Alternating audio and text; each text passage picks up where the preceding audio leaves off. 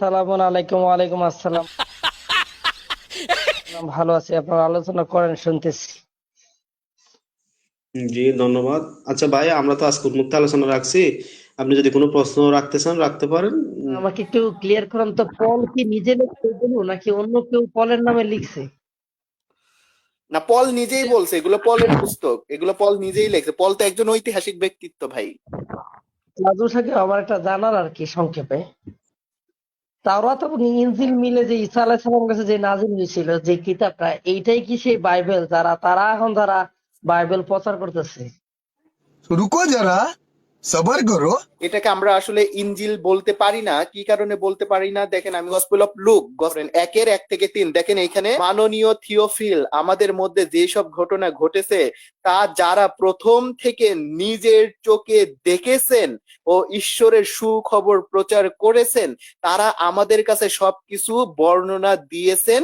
আর তাদের কথা মতোই অনেকে সেই সব বিষয়গুলো এরপর লিখেছেন। সেই সব বিষয় প্রবন্ধে প্রথম থেকে ভালোভাবে খোঁজ খবর নিয়ে আপনাদের জন্য তা একটা তা একটা করে লেখা আমিও ভালো মনে করলাম। ভাই দেখছেন, কোনো আসমানি গ্রন্থ না, বা যিশুর কাছে প্রেরিত যে হচ্ছে ইনজিল, এটাও না। এটা হচ্ছে কি বলবো ভাই, আপনি যেহেতু মুসলিম আপনি বুঝতে পারবেন। আমাদের যে মোহাম্মদ সাল্লাল্লাহু আলাইহি ওয়াসাল্লামের যে সিরাত গ্রন্থ আছে না, যেরকম এই যে ইবনে ইসহাক, ইবনে হিশাম আর রাহিকুল মাকতুম, এরকম যে বিভিন্ন যে সিরাত গ্রন্থ আছে, এইরকম হচ্ছে এই বিষয়গুলো সিরাত গ্রন্থকাররা যেরকম বিভিন্ন জায়গা থেকে শুনে শুনে শুনে শুনে মোহাম্মদ সাল্লাল্লাহু আলাইহি ওয়াসাল্লামের জীবনী লিপিবদ্ধ করেছে, ওই রকম ভাবেও হচ্ছে এই বাইবেলের লেখকরা বা নিউ টেস্টামেন্টের লেখকরা, তারা হচ্ছে বিভিন্ন বিষয় শুনে শুনে শুনে এটাতে লিপিবদ্ধ করেছে। এটা আসলে কোনো ঈশ্বরের বাণী না, বা জিসাসেরও কোনো কথা না। ওই শুনে শুনে হচ্ছে কিছু কিছু বাণী ঢুকেছে তাওরাত এবং ইনজিলের, কিন্তু এটা মূল তাওরাত এবং ইনজিল না, বরং এই বাইবেল হচ্ছে একটা সিরাত গ্রন্থ, অর্থাৎ নবীদের সিরাত গ্রন্থ। আচ্ছা, বিষয়টা আমি একটু সংক্ষেপে বলি।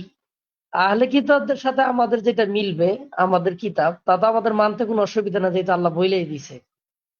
আহলে কিতাব তাআলা ইলা কালিমাতু বাইনা ওয়া বাইনাকুম, এসো যা মিলে যায় তোমার আমার সাথে, যা মিলে, আল্লাহ ছাড়া কোনো মাবুদ নাই। তো এই আহলে কিতাবদের সাথে তো আমাদের যদি মিলে যায় তাহলে তো আমাদের কোনো অসুবিধা নেই, একই বাণী যেহেতু। আচ্ছা ভাই, আমার একটা জিনিস জানা, আমরা তো মনে করেন নবী রাসূল সাহাবী আমরা দেখিনি দীর্ঘদিন। নবী রাসূল সাহাবী মনে করেন তারা ছিল, ওকে। এখন আমরা যদি মনে করি যে তাদেরকে ছাড়া কি সম্ভব কোরআনটা আল্লাহর বাণী প্রমাণ করা? না, নবী এবং সাহাবীদেরকে বাদ দিয়ে আপনি কিভাবে কোরআনকে, কোরআনকে তো কোরআন যে আল্লাহর বাণী এটা তো বিজ্ঞান দিয়েও প্রমাণ করা যায়, বা আল্লাহ তাআলা তো নিজেই হচ্ছে কোরআনে বলছে। ওই সূরা হচ্ছে সূরা হচ্ছে আপনি যদি তওবা দেখেন, ওইখানে বলছে কালিমা, কোরআনকে হচ্ছে কালিমাতুল্লাহ বলছে, যে আল্লাহর বাণী। হ্যাঁ, কোরআনকে আল্লাহ তাআলা নিজেই বলছে সূরা ওই যে এই কিতাবুল্লাহ, কিতাবুল্লাহ আল্লাহর কিতাব বলছে। যে নয়, বিষয়টা হচ্ছে আমি যেটা বোঝাতে চাচ্ছিলাম যে আমরা তো তাদেরকে দেখিনি। এখন এই কোরআনটা এখন আমাদের কাছে যেটা আছে, এইটা আল্লাহর বাণী, এটা কি কোরআন দিয়ে সম্ভব প্রমাণ, নাকি সীরা গ্রন্থের মাধ্যমে অথবা ইতিহাস থেকে টাইনা কোরআনকে সত্য প্রমাণ করা যাবে? আর কোরআনের বাণীগুলো দিয়ে সম্ভব কিনা? আর ভাই, এই যে বললাম না যে আল্লাহ তাআলা বারবার বলছে কিতাবুল্লাহ, মানে এটা হচ্ছে আল্লাহর কিতাব, হাজা কিতাবুল্লাহ, যে এটা হচ্ছে আল্লাহর কিতাব। আবার এই যে আল্লাহ তাআলা সূরা তওবাতে বললো ভাই যে এটা হচ্ছে আমার বাণী, আল্লাহর বাণী, কোরআন হচ্ছে আল্লাহর বাণী। তো আপনাকে তো প্রমাণ তো দিয়েই দিলাম, আর কি প্রমাণ চান? শুনান ভাই, এটা একদম সিম্পল উত্তর। এটা উত্তর কোরআন আল্লাহ তাআলা দিয়ে দিচ্ছে, বুঝছেন? যে কোরআন আল্লাহর বাণী কিনা এবং পূর্ববর্তী কিতাবের অথেন্টিকতা আছে কিনা, উত্তর একবারে দিয়ে দিচ্ছে আল্লাহ তাআলা। সূরা আরাফ ৫ আছে ১৫৭ বলা আছে, তারা অনুসরণ করে সেই নবীকে, অর্থাৎ নিরক্ষর নবীকে, যার কথা তাওরাত এবং ইনজিলে বর্ণনা করা আছে। ঠিক আছে? এখন কোরআনের সত্যতা স্বীকার করার জন্য আল্লাহ তাআলা বলছেন কি, এই নবীর ব্যাপারে তাওরাত এবং ইনজিলে বলা আছে, অর্থাৎ রাসূল সাল্লাল্লাহু আলাইহি ওয়াসাল্লাম ব্যাপারে।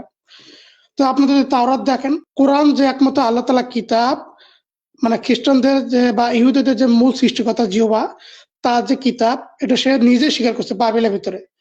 ঠিক আছে? এমন একটা ছোট্ট একটা উদাহরণ দেয়, যেমন হচ্ছে আপনি যদি দেখেন বুক অফ আইজিয়া, অর্থাৎ ইসাইয়া ২৯ অধ্যায় ১৩ যদি দেখেন, ওখানে কোরআন নাযিলের প্রসঙ্গটা বলছে।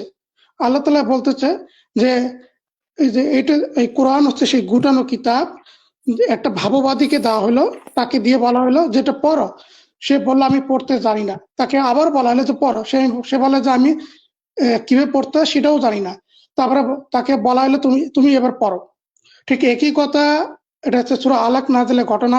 একই কথা বলা আছে সূরা বুখারী হাদিস অধ্যায় 1 খণ্ড 1 হাদিস নম্বর হচ্ছে 3। যদি দেখেন ওই নাযিলের ঘটনা, এটা হুবহু তুলে দেওয়া হয়েছে। এটা কি ওই যে বাইবেল থেকে কপি করলো নাকি? আল্লাহ তাআলা রাসূল সাল্লাল্লাহু আলাইহি ওয়াসাল্লামের নিজের আখলাকের ব্যাপারে সূরা আরাফ অধ্যায় নম্বর 7 এটা 7 বলছে, তারা অনুসরণ করেছে সেই নিরক্ষর নবীকে, যার ব্যাপারে তাওরাতে ইনজিলে বলা আছে। আপনি দেখেন রাসূল সাল্লাল্লাহু আলাইহি ওয়াসাল্লাম স্বাভাবিকভাবে তিনি হিব্রু পড়তে জানতেন না, এমনকি গ্রিকও জানতেন না। বাইবেলের মূল ভাষা হচ্ছে কি হিব্রু। ওল্ড টেস্টামেন্ট বা যিশাইয় কিতাবে যে ভাষাটা বললাম ওটা হচ্ছে হিব্রু। তো রাসূল সাল্লাল্লাহু আলাইহি ওয়াসাল্লাম হিব্রু তো পড়তে জানতেন না। এমনকি ওসমান রাদিয়াল্লাহু তাআলা আনহু, ওসমান এটা হচ্ছে আমার সম্ভবত উমর হবে, উমর রাদিয়াল্লাহু তাআলা আনহু যখন তাওরাতে একটা অংশ অনুবাদ করা অংশ, হ্যাঁ ইহুদিরা অনুবাদ করছে, সেই অংশ যখন রাসূল সাল্লাল্লাহু আলাইহি ওয়াসাল্লামের সামনে পাঠ করা আছে, রাসূল সাল্লাল্লাহু আলাইহি ওয়াসাল্লাম তার মানে চেহারা মোবারক রক্তে লালবান হয়ে গেছে। তিনি তখন বললেন যে ইহুদি খ্রিস্টানরা তারা পথহারা, আমার কাছে পরিষ্কার দিন এসেছে, আমার কাছে আল্লাহ তাআলা পরিষ্কার সঠিক কিতাব আল্লাহ তাআলা আমাকে দিয়েছে। হ্যাঁ, আজকে যদি মুসা আলাইহিস সালাম যদি বেঁচে থাকতো তাহলে আমাকে ছাড়া অন্য কাউকে অনুসরণ করতো না। সুতরাং এখান থেকে বোঝা যাচ্ছে যে রাসূল সাল্লাল্লাহু আলাইহি ওয়াসাল্লাম তিনি হিব্রু ভাষা তিনি জানতেন না, ঠিক আছে, এমনকি গ্রিক ভাষাও জানতেন না। তাহলে তার মতো মানুষের পক্ষে কিভাবে সম্ভব যে এই ভবিষ্যৎবাণীটা জানা?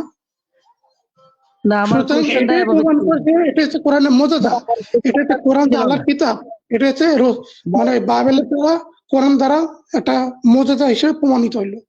আপনি এটাকে আবার প্রশ্ন করতেছেন ফ্যাক্টর দিয়ে যে সেটা কপি করছে, হাস্যকর। আপনার প্রশ্নটা বাতিল। এই যে এখানে ইমাম বুখারী যে হাদিসটা রচনা করলেন সংরক্ষণ, এই তিনি যে কথাটা বললেন, আমার প্রশ্ন ছিল যে তিনি বাইবেল থেকে নিছেন কিনা ইতিহাসটা, সূরা আলাকের ইতিহাসটা। নবী মুহাম্মদ যদি বলতো তাহলে এখানে নবী মুহাম্মদের নিজের কথা থাকতো। আমি ওইটা বলছিলাম যে ইমাম বুখারী বাইবেল থেকে নিছে কিনা কপি করে সূরা আলাক। শুনুন আনিসুল ভাই, রাসূল সাল্লাল্লাহু আলাইহি ওয়াসাল্লামকে বলার সময় ওই সাল্লাল্লাহু আলাইহি ওয়াসাল্লাম বলবেন একটু আদাবের সহিত সম্মানের সহিত বলবেন। নবী মুহাম্মদ এটা আমাদের সামনে বলে এটা বিস্তৃত দেখেন আমাদের সামনে বিষয়টা বুঝুন। মুহাম্মদ বলতে সবচেয়ে অভ্যস্ত, সালামুন আলা মুসা, সালামুন আলা ঈসা, এগুলো আমরা অভ্যস্ত বেশি। জি বলেন। না না, এভাবে তো হয় না। বুখারী রহমাতুল্লাহ আলাইহি তিনি যে এগুলা যে কপি করছে, এগুলোর পক্ষে কি আপনার কোনো এভিডেন্স, আপনার কাছে কোনো প্রমাণ আছে? না, উনি যে হাদিসটা বললো ওই প্রসঙ্গে বললাম আর কি, যে আব্রাহামিক রিলিজিয়নের অনেক কিছু সামঞ্জস্যপূর্ণ থাকবে। তো আপনি তাই বলে কি যেমন পবিত্র আল কোরআনের মধ্যে ধরেন তাদের যে তাওরাত, জাবর, এই সমস্ত কিতাবের অনেক কিছু সামঞ্জস্যপূর্ণ থাকবে, কারণ এগুলো আব্রাহামিক রিলিজিয়ন, এগুলো এক এক থিসিসের মাধ্যমে আসছে। তো তার মানে কি আপনি বলতে পারবেন কোরআন ওখান থেকে এটা কপি করছে? এটা কোন যৌক্তিকতা ভাই? আমি কোরআনটাকে বলি না, আপনি মনে হয় শুনেন নাই। আমি কোরআন আমরা কানে কম শুনি না ভাই, শুনেন। পরে তারপর আমি আবার উত্তরটা দেব। কোরআন যে আল্লাহর বাণী, আমি আবার উত্তরটা পরে দেব। আমি কোশ্চেন গুলো শেষ করি। কোন সাহাবী বললে কি কোরআন সত্য হয়ে যাবে, অথবা কোন সাহাবী বললে কি কোরআন মিথ্যে হয়ে যাবে? আনিসুল ভাই, আমি আপনার কথাতে অবজেকশন জানাচ্ছি। শুনেন, আমি আপনার কথাতে অবজেকশন জানাচ্ছি, কারণ আপনি বলছেন রাসূল যদি বলে এই কোরআন হচ্ছে সত্য, তাহলে ওইটা সত্য হতে পারে না, বা সাহাবী যদি বলে এটাও সত্য হতে পারে না। কি দেখাতে হবে? আল্লাহর বাণী দেখাতে হবে, এটা হচ্ছে আল্লাহর কিতাব। অর্থাৎ কোন নবী যদি বলে যে এটা আল্লাহর কিতাব, ওইটা গ্রহণযোগ্য হতে পারে না। আপনি নিজেই বলছেন। আবার কোন সাহাবীও যদি বলে যে এটা আল্লাহর কিতাব, সেটাও গ্রহণযোগ্য হতে পারে না। তাহলে কি দেখাতে হবে? কোরআন যে আল্লাহর কিতাব, সেটা আল্লাহর মুখ থেকেই, মানে এরকম কিছু কথা দেখাতে হবে। এটা কিন্তু আপনার দাবি ছিল থেকে। এই যে আমি যে কোরআন থেকে দিচ্ছি, আপনি যুক্তি বাদ দেন, আমাদের অন্য ভাইরা কি যুক্তি দিচ্ছে ওইটাতে যাচ্ছি না।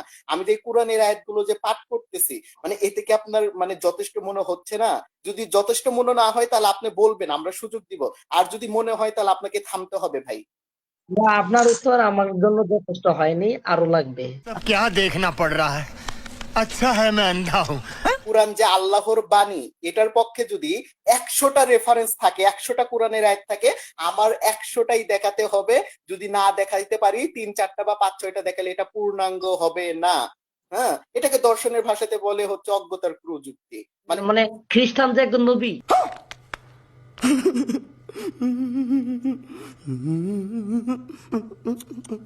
সে নবী দাবি করছে, একজন কিছুক্ষণ আগে পড়লেন, তো সে দাবি করলে সব বাণী বলছে, তার জন্য সে নবী হতে পারে নাই। কারণ কি? তার কথার মধ্যে এদিক সেদিকে। এজন্য নবী যদি আয়সা দাবি করে কিতাব, তাহলে কথাই প্রমাণ করবে সে নবী কিনা। আমার কাছে আনিসুল ভাইয়ের দাবিগুলো হচ্ছে অতিরিক্ত বালখিল্যতা মনে হচ্ছে। কিসের জন্য হচ্ছে? কারণ এই যে পলের কথা, পল নিজেকে নবী দাবি করছে, সেই জন্য পলের কথা গ্রহণযোগ্য হতে পারে না। ভাই, মোহাম্মদ সাল্লাল্লাহু আলাইহি ওয়াসাল্লাম কি নিজে নবী দাবি করছে আগে, নাকি আল্লাহ তাকে নবী বলছে? কোনটা বলেন? समझ रहे हो समझ रहे हो आप समझ रहे हो ना? আরে ভাই, আমি তো সব মিলিয়ে সর্বমোট না, কথাই আমরা বলছি। আপনার আমি তো প্রশ্ন বুঝছি ভাই। আপনি হাদিস মানেন না, আপনি সিরাত মানেন না, আপনি সাহাবীকে মানবেন না, আপনি শুধু কোরআন মানবেন। আমরা তো আপনার কথা বুঝি ভাই, আমরা বাচ্চা না, আমরা বুঝি।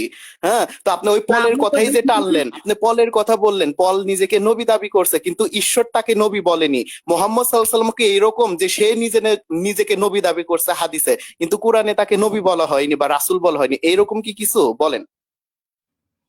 আরে ভাই, এই যে আপনার ইতিহাসে না যে না ভাই, নবীর আমি কথা যে আনছে, প্রশ্ন করছি এটার আনসার দেন। অর্থাৎ পলের সাথে যেটা আপনি মিলালেন, মানে কোন দৃষ্টিভঙ্গি থেকে মিলালেন বলেন। পলের সাথে আপনাদের যে বানানো হাদিসের নবী আর পল একই জিনিস। আর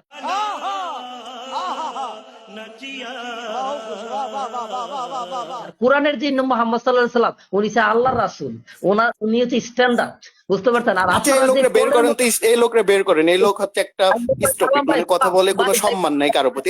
এই লোক হচ্ছে একটা উগ্র টাইপের, তার কথাবার্তা দেখেন না, সম্মান নাই কথার মধ্যে।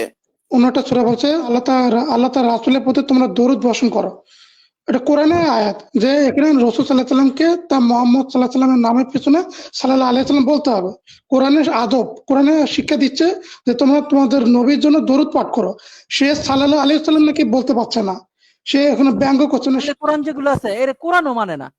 ও যে সময় সালামুন আলাইকুম বলছে তখনই বুঝা লাইছি এই লোকটা যে কোরআনিস্ট, তখনই বুঝা লাইছি। দর্শকবৃন্দ, আপনারা লক্ষ্য করুন যে নিজেকে মুসলিম দাবি করে এবং রাসূল সাল্লাল্লাহু আলাইহি সাল্লামের নামের শেষে যিনি সম্মান সূচক দুরূদ পাঠ করতে ইচ্ছুক না, সেই খ্রিস্টান মিশনারি নাস্তিক রওশন আলীর সাথে কিভাবে তার যোগসূত্র এবং গলায় গলা মিলিয়ে তারা কিভাবে চলে এবং নিজেকে মুসলিম দাবি করে ইসলামের কিভাবে ক্ষতি করতেছে, আপনারা একটু দেখুন।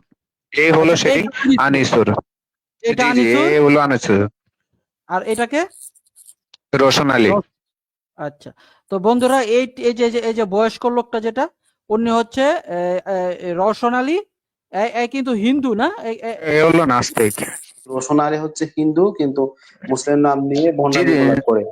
যে আনিসুর যারা এই যে খ্রিস্টান মিশনারি, আমার ভাই বললো এখানে যে আনিসুর হইতেছে খ্রিস্টান মিশনারি, নাস্তিকদের সাথে চলে, কিন্তু বিভিন্ন লাইভে গিয়ে সে নিজেকে মুসলিম দাবি করে এবং বিভিন্ন ভাবে সে ফেলাসিমূলক প্রশ্ন করতে সে স্বাচ্ছন্দ্য বোধ করে, ইসলামকে প্রশ্নবিদ্ধ করতে চায়। তো সে এটা কেন করে জানেন? এটা বাইবেলে বলা আছে এরকম, 1 কোরিন্থিয়ান্স 9 অধ্যায়ের 19 থেকে 23, এখানে পৌল বলল ইহুদিদের জয় করার জন্য ইহুদি হও, আবার ইহুদিদেরকে জয় করার জন্য ইহুদি হও, মানে খ্রিস্টান বানাও তাদেরকে। পৌল বলল মিথ্যা বলা দ্বারা যদি ঈশ্বরের গৌরব হয় তবে কেন আমাকে দোষী বলা হবে? দেখেন রোমান 3 অধ্যায় 7, মানে মিথ্যা কথা বললে যদি আমি ঈশ্বরের গৌরব করতে পারি, অন্য মানুষের যদি কনভার্ট করতে পারি, হ্যাঁ, আমাদের ঈশ্বরের গৌরব করতে পারি, তাহলে সেটা কেন খারাপ, সেটা কেন দোষী বললে গণ্য করা হবে? তো খ্রিস্টানরা, ম্যাক্সিমাম খ্রিস্টানরা এই ঘটনাটা ঘটায় কেন এবং ছলচাতুরি করে কেন? নিজেরা খ্রিস্টান কিন্তু আইসা মুসলিম দাবি করে, হিন্দুদের কাছে গিয়ে হিন্দু দাবি করে। আবার প্রকাশিত বাক্য 2 অধ্যায় 9 যিশু বলল সেই সব লোক নিজেদের ইহুদি বলে কিন্তু সত্যিকারের ইহুদি নয়, বরং শয়তানের দলের লোক। দেখছেন এই যে লোকটা যে এখানে আইসা আনিসুর, সে খ্রিস্টান, কিন্তু এখানে আইসা যে সে যে বললো আমি মুসলিম, আহলে কোরআন, হ্যাঁ, এগুলা ও বলতেছে পৌলের অনুযায়ী, পৌলের যে